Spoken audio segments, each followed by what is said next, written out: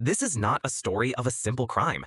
It's a story of betrayal, manipulation, and a murder planned by the very person who should have cared the most.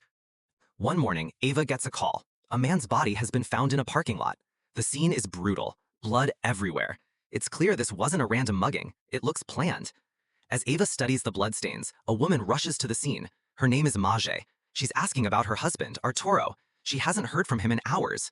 Ava looks at her, then breaks the news. Arturo is dead. Mage collapses in tears.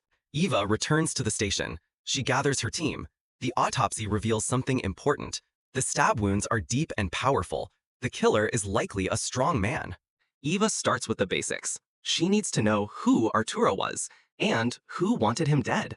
Her first interview is with Maj, but Maj is calm, too calm. She scrolls through her phone like she's waiting for a bus. A colleague whispers, maybe she took something to calm down. Eva sits with her and asks directly, do you know anyone who would want to kill Arturo? Maj mentions a woman from Arturo's work, someone who had been harassing him.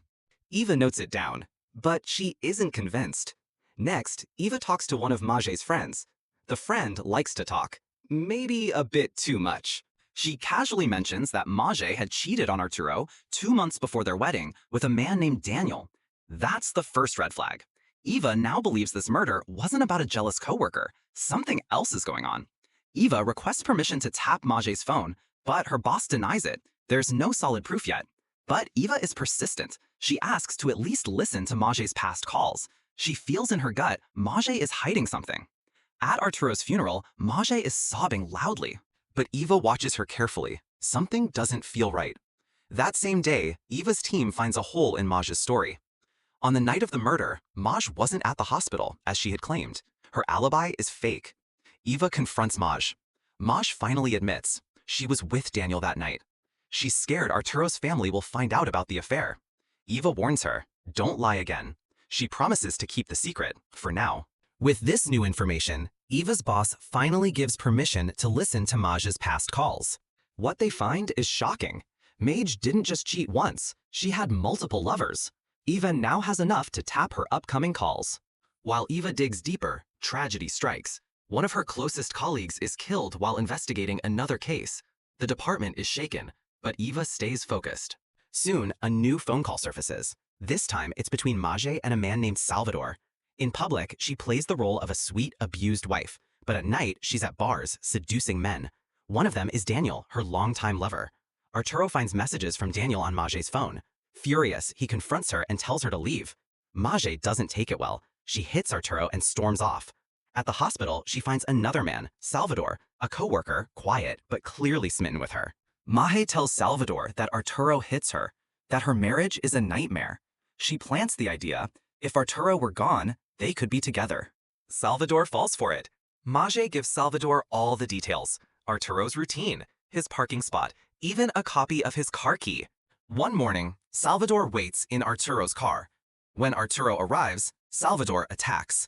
He stabs him multiple times, then hides the weapon. Maj distances herself after the murder. She tells Salvador they shouldn't be seen together. In truth, she's still seeing Daniel. Salvador, now feeling used, starts to question Maj.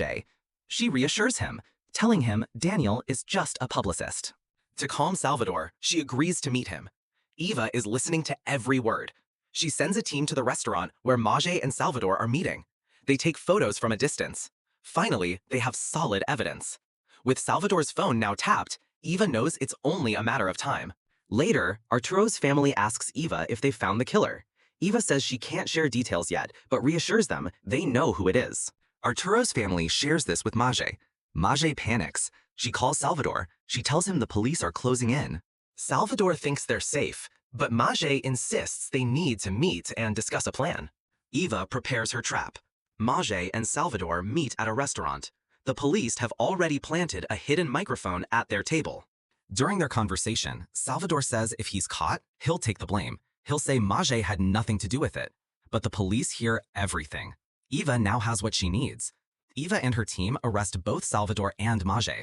During questioning, they stick to their story. Salvador says he acted alone. Maj claims Salvador was obsessed with her.